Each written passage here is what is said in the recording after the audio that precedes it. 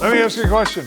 If we were to draw a map of the primary locus of power and influence of the church in the first century, where would that map be centered in? Jerusalem? Okay. In the first century.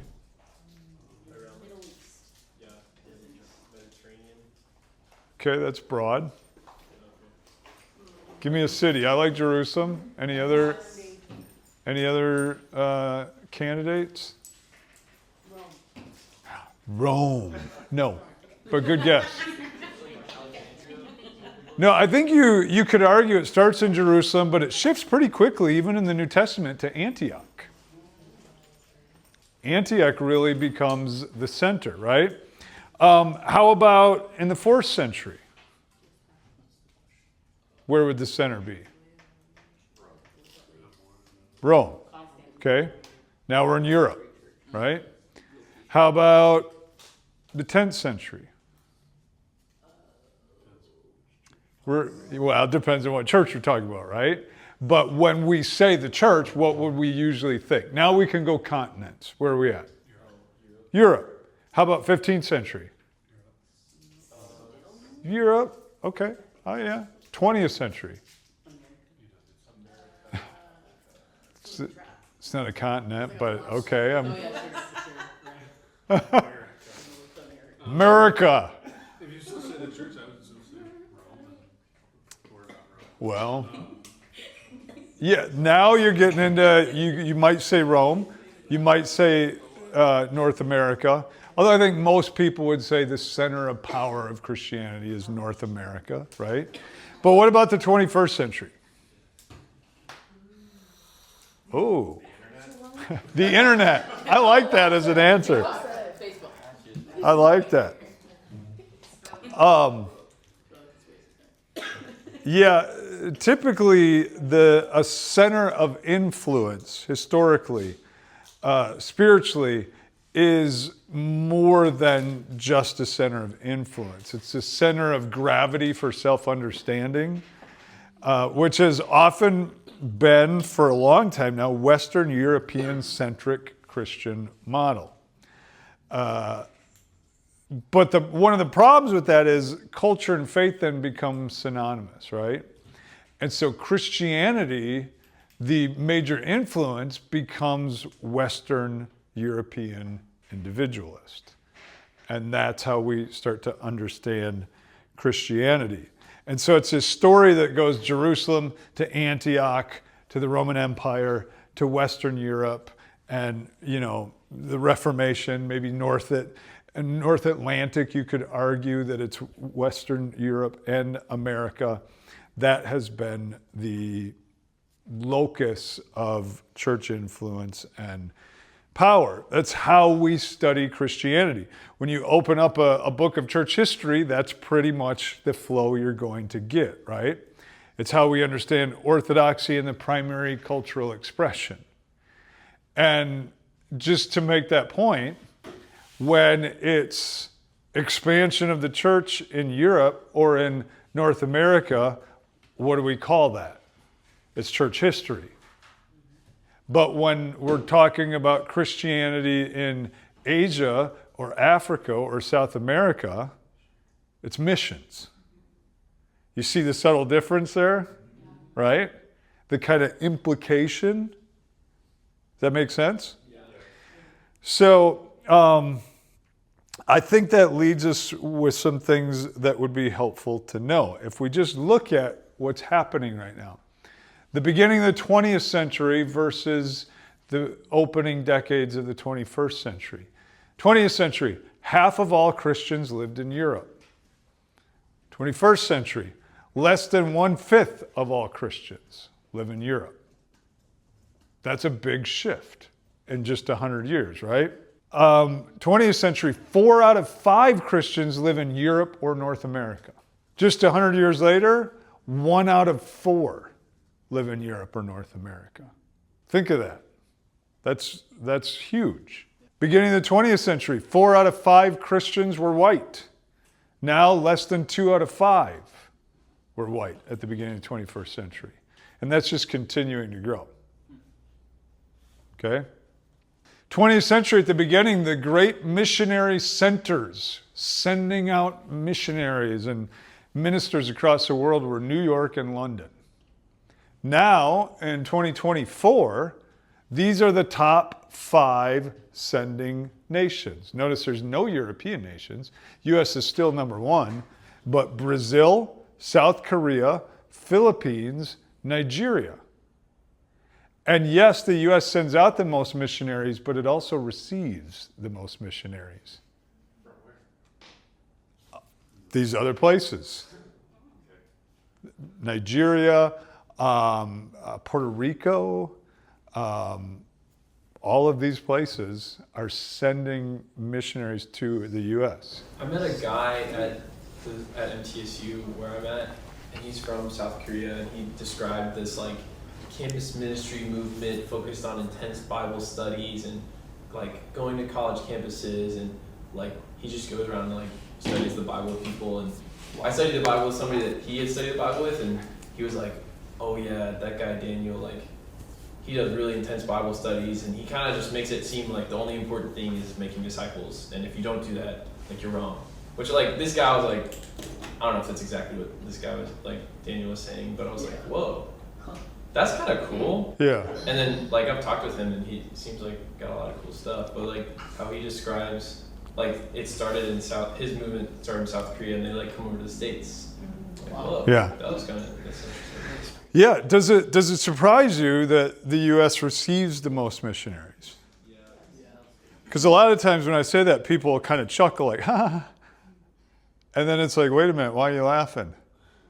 Like, our country doesn't need missionaries? Or doesn't need more of the gospel? But there's still a little hubris there in us, right? Like, we know, why are they sending missionaries here? We're good, we're covered.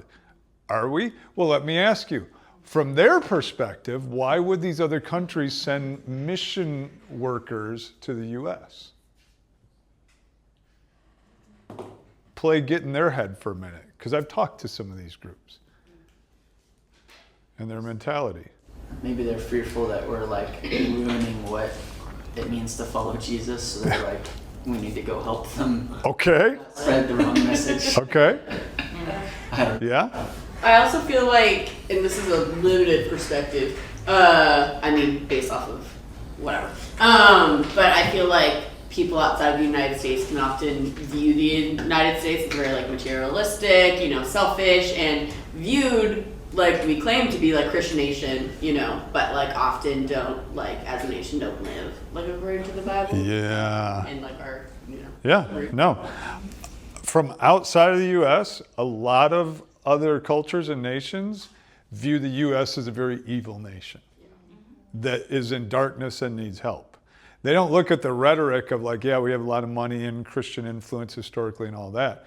They look at what comes out of the U.S. war machine, colonialism, porn, Hollywood. That's what they see. And so they're like, man, that place must be lost. They have stereotypes about us just like we have about them. And so imagine if all you ever saw was Hollywood movies and TV shows, and you thought that's how everybody is in that country, you'd be like, they need so much help. Like, my goodness. And then lately, and I'm not picking sides here, I'm just telling you as I talk to people outside, they look at our politics and they're like, your country's crumbling. It's in need of help. And that kind of thing. And they're like, hey, we recognize your politicians. They look just like our dictators now, like, I'm not laughing. I'm telling you, that's actual quotes. I've had Christians come up and go, hey, is it hard to live in such an evil country and follow Jesus? And we kind of chuckle like, unenlightened, like, we're the good guys, aren't we? But from their perspective, we're just as lost as they are from ours. So, amen. I'm all for it. And I've definitely come across South Korean and Nigerian mission work in the U.S. I haven't personally come across Filipino or Brazilian, but these are the kind of places now where the center of creativity and vitality and growth of Christianity is actually happening. It's no longer happening in Europe or North America or whatever. And this is really a unique period in the history of Christianity, because usually the center of vitality and creativity is also the center of economic resource, political power, finances, military, all of that kind of thing. So now for the first time in, world Christian history, you have the center of economic power being one place, but the centers of vitality and creativity and growth are elsewhere in the world. They're mostly in the southern hemisphere. And so that's this interesting kind of weird liminal space we're in right now, sort of in between, where one era is ending and the other one hasn't really fully begun, where, and I'm speaking overly simplistic here, but we have all the money and they have all the passion, right? And so it's this weird kind of period. So that's just never happened before. And honestly, the center of Christian vitality has been shifting south for some time. And that encourages some Americans, and then some Americans are freaked out by that because they have a different expression of the Christian faith than we do in many respects. It's still Christian, but it's culturally different. It's different things appeal to them, right? You go to Africa, there's much more of an emphasis on spiritual warfare and things like that, because for them, demons are real and they face them every day. And so they have those questions. They want to know, like, hey, why are we doing this or not doing this? Or, what do we do with spiritual warfare? And, I speak on the powers and authorities here, and people are like, oh, that's really interesting. And you speak on in Africa, and they're like, oh my gosh, yes, we deal with this every day. We need more of this. This is what's happening. So, and that, so that's shifting. Some great theological insights are coming from South America, South Africa, Uganda, the Philippines, Korea. There's new scholars coming out, new works, new writings, new, perspectives of Christianity that are really important. And I think this all implies that it's time for a different approach to church history. Now, I know this is just an introductory course, and really the hope is that you guys carry it on from here and kind of get into church history and go forward. So I want to kind of give you this as a paradigm to carry with you, a pair of glasses to say, man, if I do get further into church history, this is what I kind of need to think about. Because as I said, historically, when it's Europe, it's church history. When it's US, it's church history. When it's Africa or Asia, it's missions.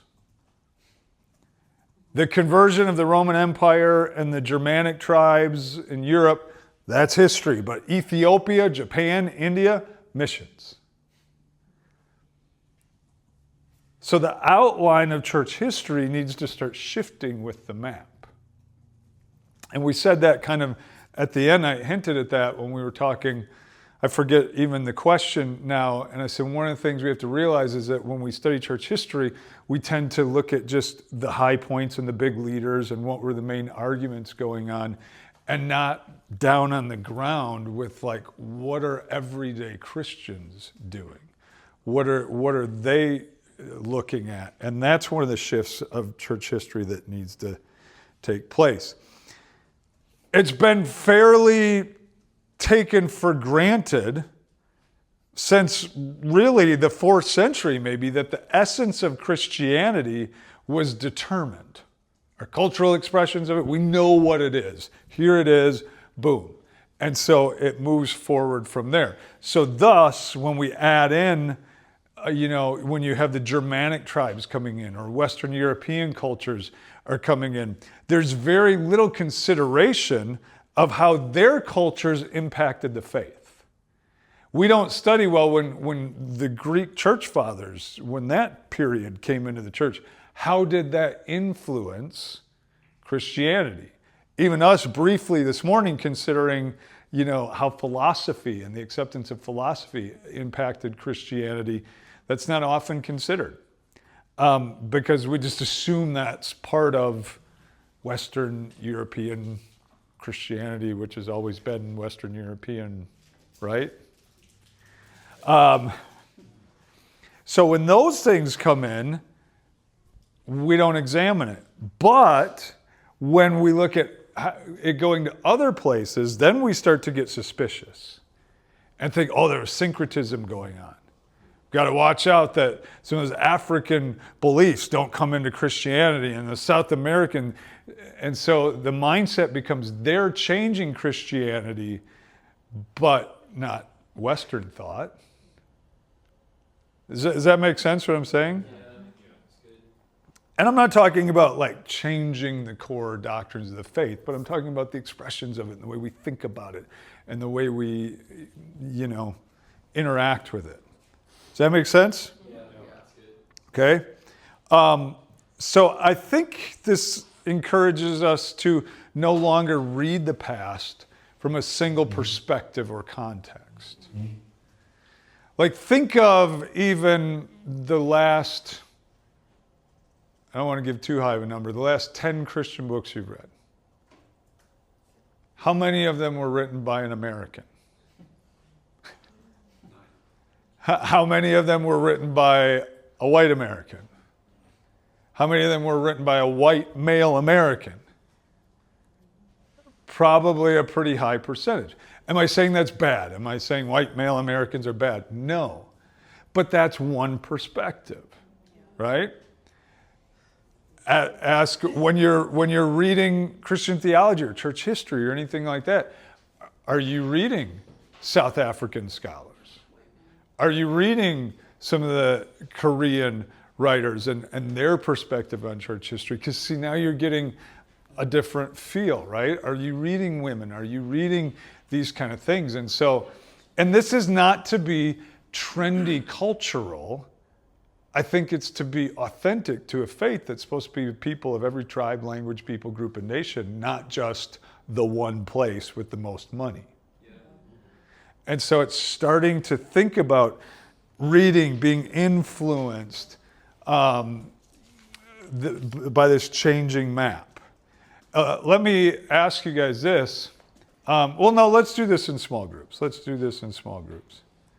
I'm going to put these up and I'm going to have you do these in small groups, at your tables or whatever, 2 or 3.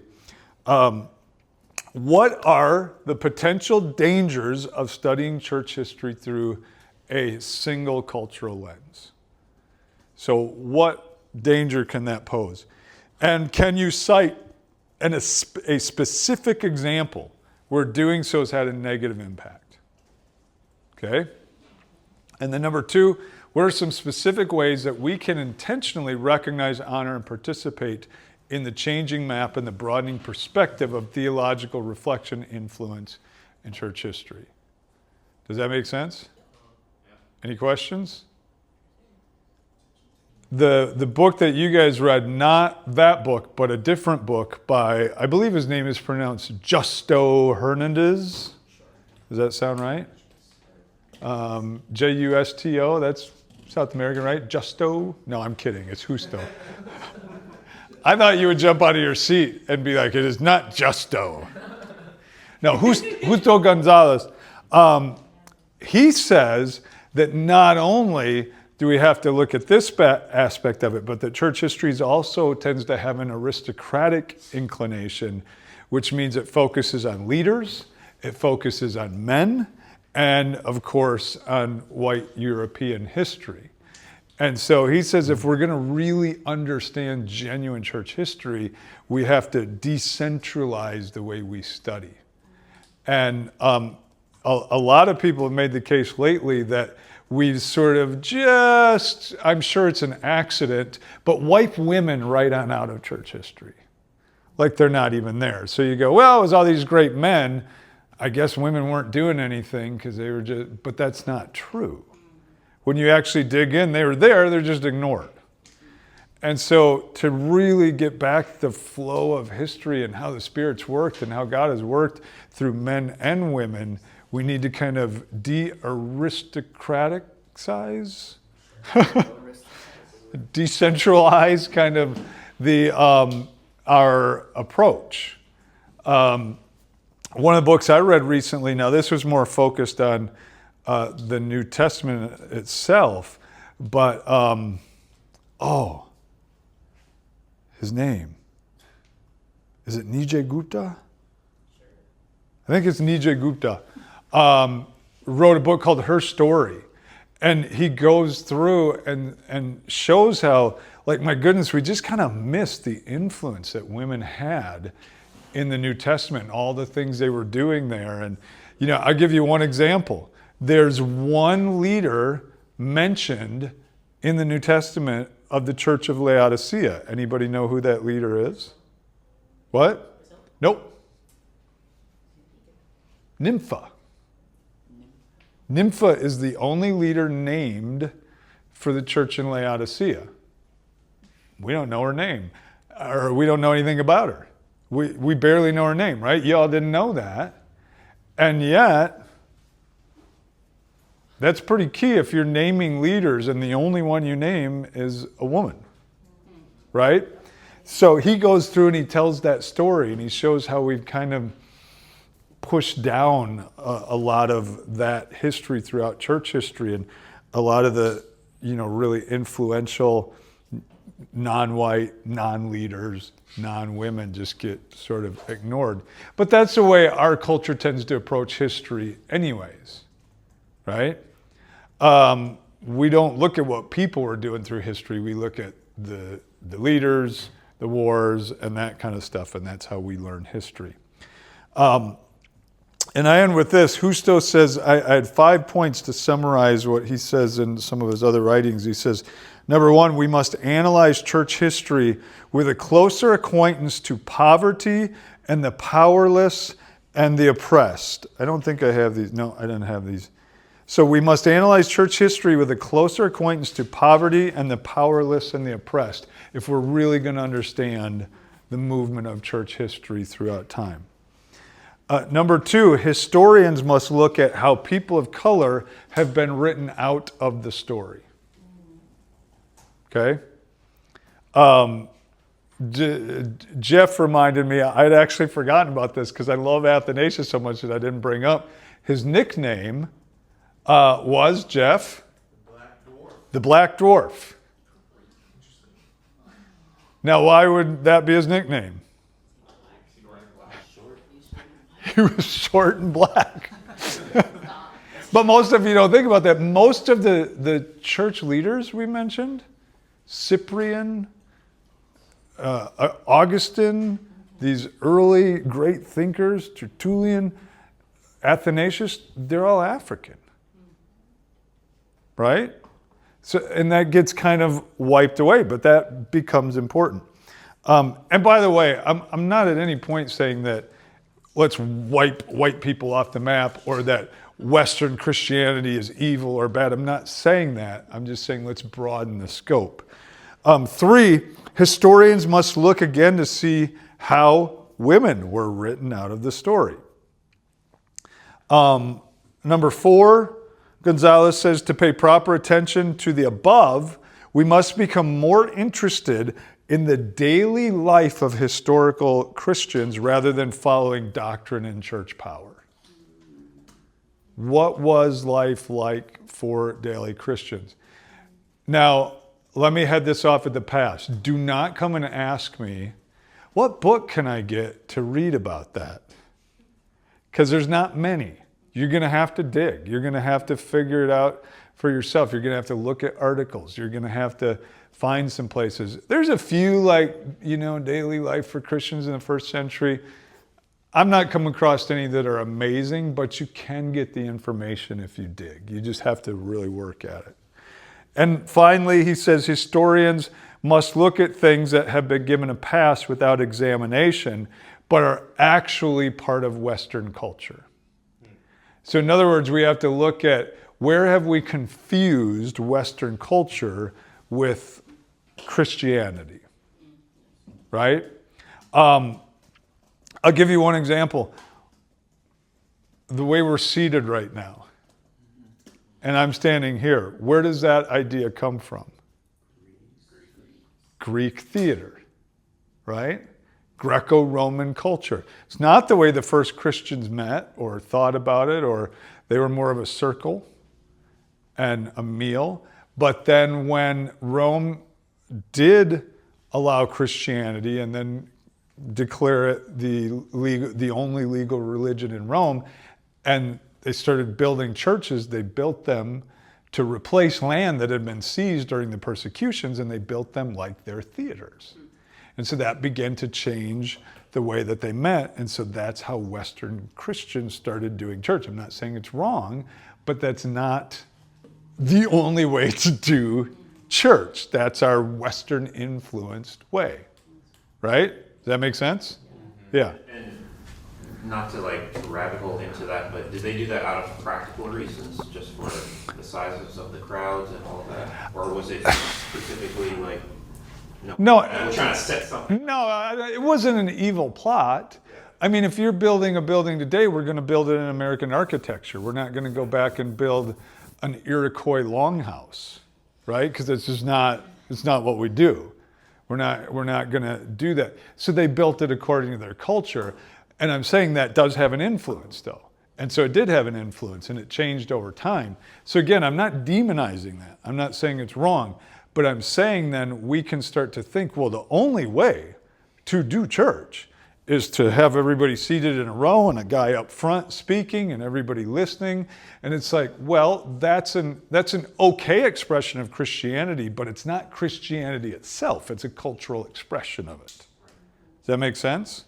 So it's simple, and studying helps us ferret that out to say, hey, maybe the way we do things is still fine for our context. But one of the things then where that becomes an issue is when we go and we help plant churches in other places around the world. And we've done that, and we go and we evangelize in college campuses where you get people who are being kind of westernized anyways, and then you build a church on that, and then they form a church in this other country, and then they have real trouble now getting people from outside in the community to come in because they go, that's an English church. That's a white church. That's not our church, right? You know what I mean? And all the leaders are from that place, but so we've kind of confused the culture rather than say, hey, y'all be you. If you're in Zimbabwe, the church should look Zimbabwean, not just like a church here in the U.S. Does that make sense? Okay. All right, that's it. Any other questions?